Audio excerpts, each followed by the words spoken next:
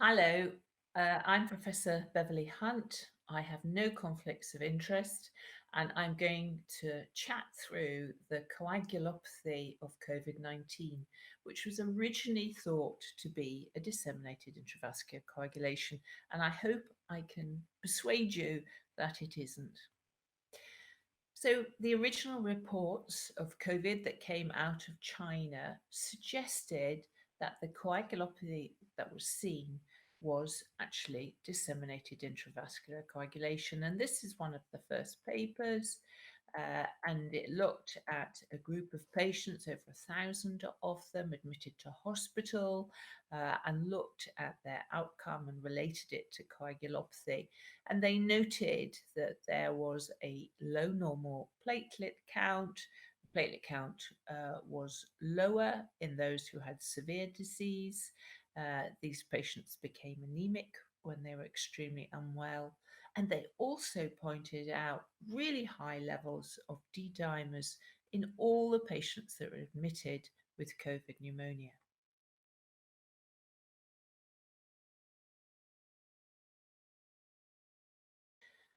So there was another paper from Zoo which looked at outcome and related the lymphopenia and a lower platelet count and raised LDH and troponin, slightly prolonged prothrombin time, raised ferritin and IL-6 and D-dimer with poor survival.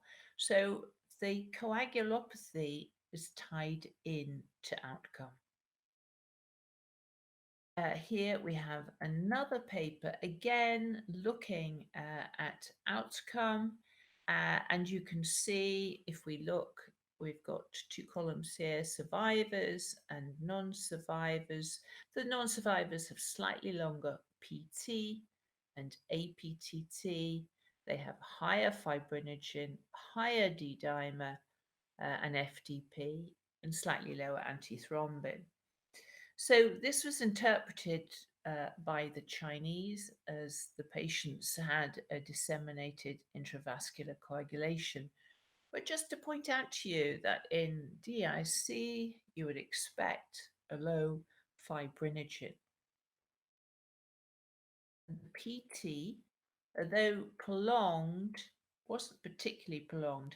Here we can see the non-survivors with their prolonged PTs in green, and then the survivors, obviously very sick with COVID pneumonia, with relatively normal PT. So we've got two populations here. It's suggesting that those who are dying have probably a preterminal DIC, part of multi-organ failure that you'd see with hypoxia. And those who are hypoxic but not dying don't have this issue. Again, we've got the same pattern here, really high D dimers in those that died, and those who didn't, they had high D dimers, but not as high as those who didn't survive. And lastly, we've got fibrinogen. Fibrinogen is really interesting.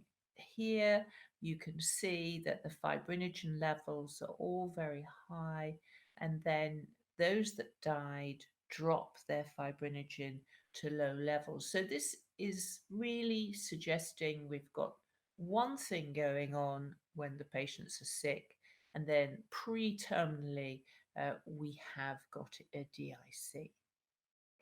And just to remind you that the coagulation system is part of the immune response, it's the effector system of the immune response, and it evolved to wall off bacteria with fibrin. And if we get inflammation, we would expect to see thrombosis. So, for example, Behçet's or pulmonary vasculitis, we expect to see pockets where there's such profound inflammation, we get thrombosis. And lastly, hypoxia is a profound stimulator of thrombosis. It would induce a DIC if really severe. And the mechanism is the hypoxia inducible transcription factors will bind to tissue factor and PI1 genes, promoting coagulation and switching off fibrinolysis. So the other thing that we see with COVID that's become very clear as we've looked at COVID in Europe is that obesity is a major predeterminant of getting severe COVID. And perhaps we shouldn't be surprised about that because adipocytes themselves will change their phenotype if people are obese. We know the ACE2 receptor is on adipocytes. We know that COVID activates cells if it enters the ACE2 receptor, and one suspects that the obese cells are producing enormous amounts of TNF and IL-6, interferon gamma, in those who are affected with COVID. As far as coagulation and obesity is concerned, we would expect to see higher levels of fibrinogen and really switched off fibrinolysis due to the effect of IL-6, and also the adipocytes produce PI1. The other issue with COVID is we know that we are getting small areas of thrombosis within the lung. And when we look at the patients and we look at what's happening to their coagulation, we can see that the high levels of fibrinogen and also von Willebrand factor, not on this slide, and D-dimer are running with the other acute phase proteins, so they correlate very well. And the levels of fibrinogen we're seeing are really extraordinary. We're seeing levels 7 to 8 as a median, and some patients have values we've seen recently as high as 14. And we expect fibrinogen to be less than 4 grams. This isn't DIC, this is an acute inflammatory state that we're seeing in these really sick patients, and only pretermally are they having DIC. And we have learnt over the last few months, we've got high rates of venous thromboembolism. All of Virchow's triad is being switched on, especially in the critical care patients. They're immobile, they have endothelium infected with COVID, and they've got this incredible prothrombotic state. And we also have local inflammation in the pulmonary vasculature due to immunothrombosis. And here we've got the effects of inflammation mediated through macrophages, the infected endothelium, and the neutrophils no doubt are involved through netosis. So it seems that the coagulopathy is this acute inflammatory state, and just preterminally we're seeing DIC, and yet we have had a couple of papers saying that antiphospholipid antibodies are responsible. Well, I'm afraid I'm not impressed with these papers. I'm amazed they've been published in the New England Journal of Medicine, and I wonder who reviewed them really. The first paper was looking at 3 patients who'd had multiple thrombosis, and yet when you look at them, they are the patients you'd expect to have multiple thrombosis, underlying diabetes, stroke, previous hypertension. The paper has poorly reported anticardiolipin levels. They don't give us the titer of the antibody, and we know you develop antiphospholipid antibodies as a transient phenomenon if you're acutely unwell. And we need a second set of antibodies 3 months on to say that they're actually pathogenic. So I fail to be impressed by this. There's another paper doing exactly the same, looking at one set of antibodies.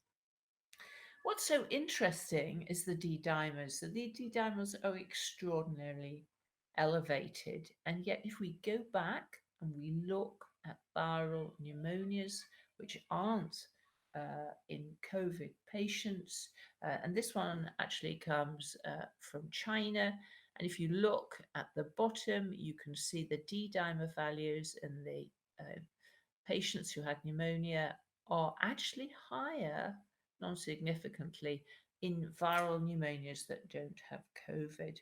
And I think there'll be more on this. It may well be one of the phenotypes of viral pneumonia and also acute respiratory distress syndrome. Now, the assumption was made that because the D-dimers are high, you've switched on coagulation, because we know that when you generate thrombin, it stimulates TPA release from the endothelium, which is known as secondary fibrinolysis. But what we have forgotten is that actually the pneumocytes themselves can produce urokinase, and they need to because the hallmark of acute lung injury is laying down extravascular fibrin. And we need the UPA production to break down the fibrin to allow for healing. And there's some very nice data from Grolinski looking at SARS infected mice. The bigger the dose of SARS the mouse get, the more pneumonia they get, the higher the production of urokinase they get. This pathway isn't well understood, but it does suggest that the D dimers are coming from damaged lung, and that would really explain why they are a prognostic marker. The more damaged the lung, the more likely the patient to die.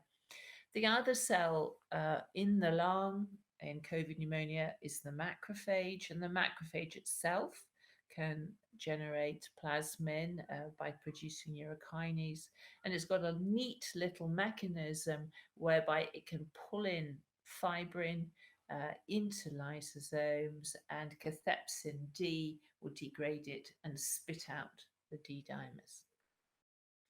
And lastly, the role of the platelet in COVID thrombosis is just beginning to be understood. They clearly are activated. They don't have ACE2 receptors, but they do and can take on the virus, and they can produce inflammatory cytokines and also microparticles, which would increase thrombotic risk. So to summarize the COVID-19 coagulopathy, it's not DIC. Yes, DIC occurs as a pretermal event. We've got very high levels of coagulation factors. I would suggest to you that the D dimers are mainly coming from the lung and spilling over from acute lung injury. We do have normal platelet counts, and what surprised me is how high the platelet count is compared to what was seen in China. Clinically, this shows itself with high rates of venous thromboembolism and immunothrombosis and increased rates of myocardial infarction and stroke. Thank you very much for listening.